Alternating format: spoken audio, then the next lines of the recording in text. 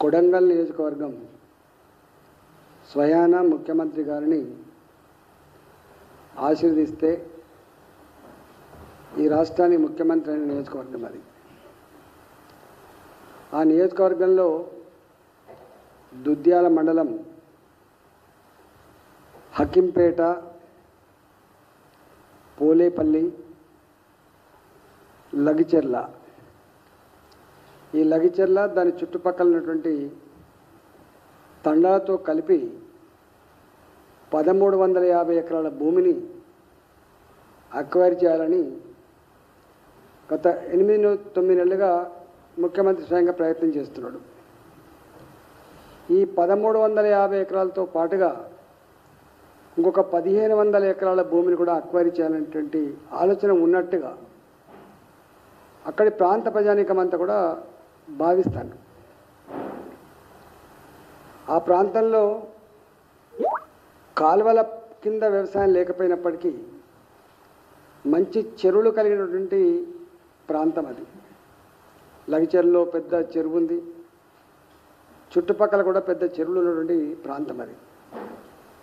కంది పంటతో, పల్లి పంటతో జీవనం కొనసాగించుకున్నటువంటి రైతులు వాళ్ళు. ఆ ప్రాంతంలో ఒక ఎకరానికి భూమి విలువ 40 లక్షల పైమాటని తప్ప కిందికి లేదు. వీళ్ళు ఫార్మా కంపెనీ పేరిట లేదా అభివృద్ధి పేరిట ఒక మంచి తీయటి మాటలతో ఆ రైతాంగానంతా కూడా మొట్టమొదలుగా బెదిరించింది ఎవరినంటే అసైన్మెంట్ భూములు పొందిన వాళ్ళని. ఈ అసైన్మెంట్ భూములు మీరెన్నటికీ అమ్ముకోలేరు, అనుభవించలేరు, మీకు 10 లక్షల రూపాయలు చొప్పున ఇస్తాం, మాకు వదిలిపెట్టమని చెప్పి ప్రెషర్ వేసి కొంతమంది బ్రోకర్లను పెట్టి కొంత అక్వైర్ చేసే ప్రయత్నం చేశారు. వారితో పాటుగా ఏ పట్టా భూములైతే సొంత భూములైతే కలిగి ఉన్నారో వాళ్ళది కూడా ఇదే 10 లక్షల రూపాయలు చొప్పున అని చెప్పి బలవంతంగా ఒప్పించే ప్రయత్నం చేశారు. కానీ ఆ ప్రాంత ప్రజానీకానికి గతంలో భూములు అక్వైరీ చేసి ప్రభుత్వాలు వాళ్ళని ఎట్లా రోడ్ల మీద పడేసిండ్రో, అడ్డ మీది కూలీలుగా మార్చిండ్రో వాళ్ళకంత అనుభవం అయింది. కాబట్టి వాళ్ళన్నారు, మాకు ఈ అభివృద్ధి పేరిట ఈ ఫార్మా కంపెనీలు అక్కర్లేదు, మీ కంపెనీల దగ్గర వాచ్మెన్ పోస్టులు మాకు అక్కర్లేదు, మా భూములు మీరు దున్నుకొని బతకనివ్వండి. తరతరాలుగా వేల సంవత్సరాలుగా మనిషి అంటోడు భూమిని నమ్ముకొని బతుకుతున్నాడు. మా ముత్తాతలు, మా తాతలు, మా తండ్రులు, ఇవాళ మేము, రేపు మళ్ళీ మా వాళ్ళు తరతరాలుగా కొనసాగుతూనే ఉంటారు.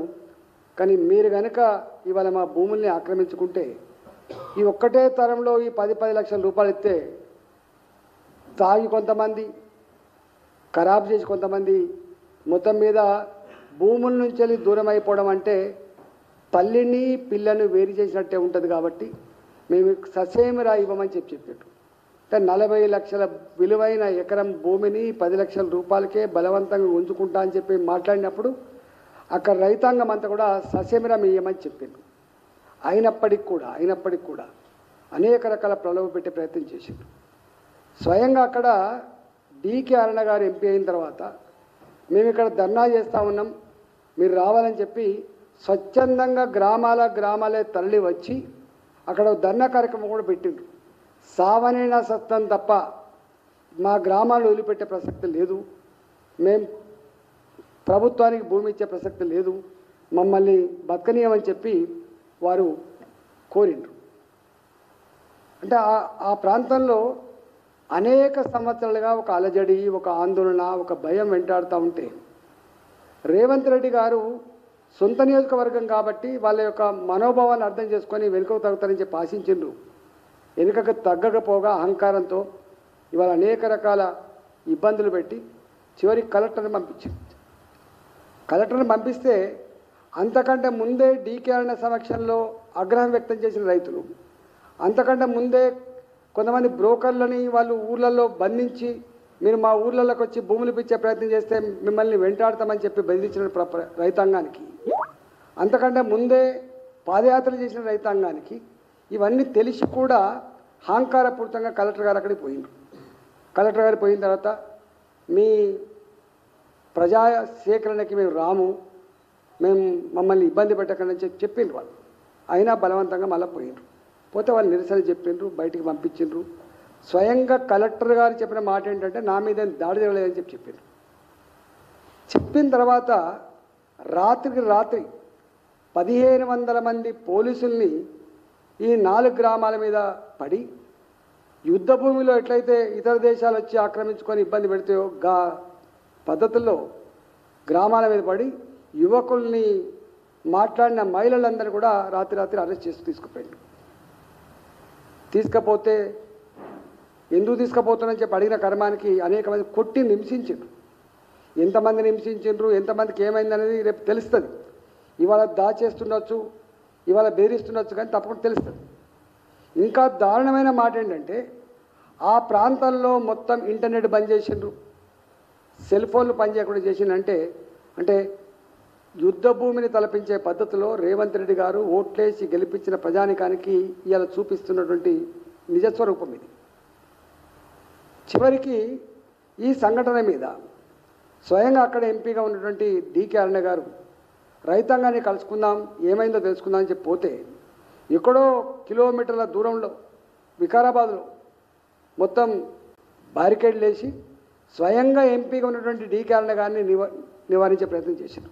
కానీ అదే ముఖ్యమంత్రి గారి సోదరుని మాత్రం 50 కార్ల కాన్వాయ్తో 300 మందితో ఆ పల్లెలను కూడా తిరుక్కుంటా మీరు తిరుగుబాటు చేస్తారని మా మీద అని చెప్పి దూషించుకుంటా మీరు కనుక మర్యాదగా సంతకాలు పెట్టకపోతే మీ జైళ్ళల్లో మగ్గేటువంటి మీ యువకులు కానీ మీ కొడుకులు కానీ మీ భర్తలు కానీ బయటికి వచ్చే ప్రసక్తి లేదని చెప్పి చెప్తా ఉన్నారు.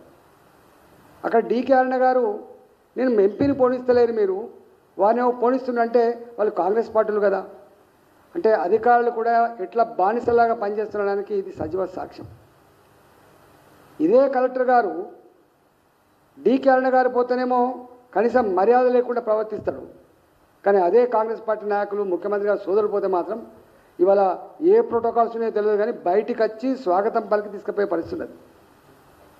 ఇవాళ నేను అడుగుతా ఉన్నా ముఖ్యమంత్రి గారిని, మీరు ఇవాళనే ఏదో ఇతర పార్టీలలో నాయకులు పురికొల్పితే అయిందని చెప్తా ఉన్నావు. ఈ ఇష్యూ ఒక్కరోజుతో పురికొల్పబడ్డ ఇష్యూ కాదు, ఇది రెచ్చగొడితే రెచ్చిపోయినటువంటి ఇష్యూ కాదు. స్వయంగా ఇవాళ గజ్వెల్ ఉంది, R&R కాలనీ ఉంటుంది, 13 ఎకరాల ల్యాండ్ లార్డ్. మేము మనం ఎలక్షన్లో పోయినప్పుడు 13 ఎకరాల ల్యాండ్ లార్డ్ నేను అడ్డ మీద కూలిగా మారిపోయిన బిడ్డ అన్నాడు. నా 13 ఎకరాలు పోయినాయి, ఆ డబ్బులు వస్తే దానికోసం ఖర్చు పెట్టుకున్నాం, ఇవాళ నేను కూడా నా దగ్గర కూలి చేసి బతికేటువంటి కూలీలతో సమానంగా నేను DCM ఎక్కి అడ్డ మీద కూలిగా పోతున్నాను అనేటువంటి మాట ఎంత బాధ ఎద్దో ఒకసారి చూడండి. ఇవాళ గా పరిస్థితి మా పోలేపల్లికి, మా హకింపేటకు, మా లగిచర్లకు రావద్దని చెప్పి వాళ్ళు అడుగుతూ ఉంటే ఎవడిచ్చింది నీకు అధికారం? నీకు ఎవడిచ్చింది అధికారం చెప్పండి. ఇప్పటికే ఆనాడు ముచ్చర్లలో ఫార్మాసిటీ కోసం హెలికాప్టర్ల మీద సర్వే చేసి అక్కడ 19,000 ఎకరాల పైచీలకు తీసుకోవాలని చెప్పి నిర్ణయించుకొని 14,000 ఎకరాల భూమిని తీసుకున్నారు. 14,000 ఎకరాల భూమి, అక్కడ ఎకరం భూమి 1 కోటి నుంచి 3 కోట్ల రూపాయలు ఉన్నది. ఇప్పుడు స్వయంగా కాంగ్రెస్ పార్టీ నాయకులు కోదండరెడ్డి గారు అనేక ఉద్యమాలు చేసిండు. మేము అనుకున్నాం కాంగ్రెస్ పార్టీ అధికారానికి వచ్చిన తర్వాత ఈ ముచ్చర్లలో రైతుల దగ్గర బలవంతంగా తీసుకున్నటువంటి భూములు మళ్ళీ తిరిగిస్తారేమో, మళ్ళీ వాళ్ళకు లాభం అవుతుందని చెప్పి అనుకున్నారు. కానీ ఇవాళ ఆ భూముల్ని రియల్ ఎస్టేట్ వ్యాపారానికి 4th సిటీ పేరిట తీసుకుంటున్నారు. రైతులకు ఇచ్చిన డబ్బు కేవలం అసైన్మెంట్ భూములకు ఇచ్చిందో 8 నుంచి 10 లక్షల రూపాయలు, పట్టాదారులకు ఇచ్చిన పైసలేమో 18 లక్షల రూపాయలు పర్ ఎకరం. కానీ ఇవాళ ఉన్నటువంటిది మాత్రం 3 కోట్ల ఎకరం. ఇది ప్రభుత్వం అంటే ప్రజలకు మేలు చేస్తా అని చెప్పి అనుకున్నారు. భూములు లేని వాళ్ళకి భూములు పంచించిన చరిత్ర చూసిండ్రు, ఇల్లు లేని వాళ్ళకి ఇల్లు కట్టించిన చరిత్ర చూసిండ్రు, ప్రజలకు ఏమైనా ఆపద ఆదుకునే చరిత్ర చూసిండ్రు. కానీ ప్రజల భూములు గుంజుకునే, ప్రజల ఇల్లు కూలగొట్టే, ప్రజల జీవితాలతో చెలగాట మాడుకునే దుర్మార్గమైన ప్రభుత్వం మాత్రం చూడలేదు. నాకు తెలిసి ఇవాళ ఆయనకి